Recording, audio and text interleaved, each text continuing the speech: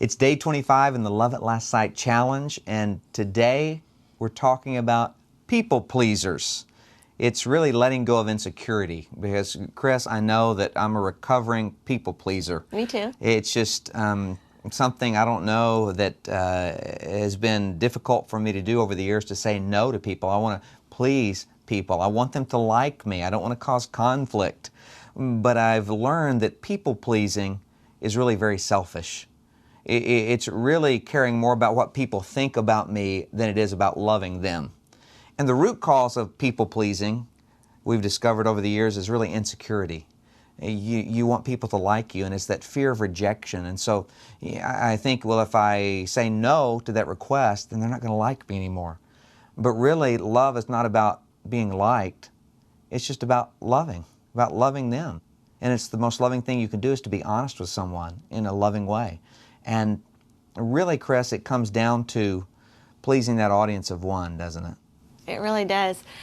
When you're only concerned about what God thinks of you, and you let that be the focus of your life, and you judge all of your actions and thoughts and motives against what He would be pleased with, instead of what someone else would be pleased with, another person, another human being, then it will make all the difference in your relationships. It transforms your relationship with the God who created you, because you're finally focusing on Him, and there's a new energy in that personal spiritual walk.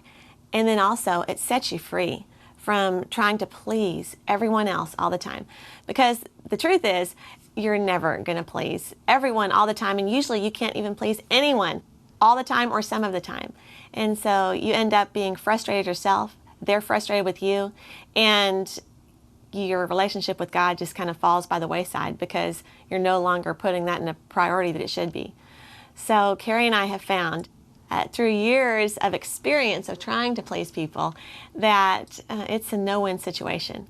But when we live for that audience of one, and we put the Lord first in all of our decisions, make Him the first part of our day, the first consideration in every decision, whether it's relational or spiritual or financial or about your time management, put Him first, and you'll see a real difference made in all your relationships as you're set free from pleasing people.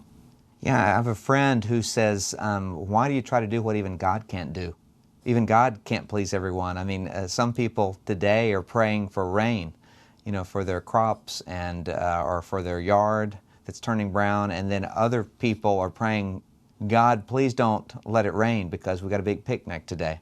In every sporting event, there's people praying on both sides that the other team will lose and their team will win. And so everybody's not going to be happy at the end of the game. So if God can't please everyone, then why would you try to do what even God can't do? And what Chris and I have really started to live out is that when you seek to please God first and foremost, the people who really care about you don't mind, and the people who mind don't really care. And so the most important thing to do is put God first. And I have to admit, it's a daily struggle because there's just something in me that wants to please people and wants people to like me.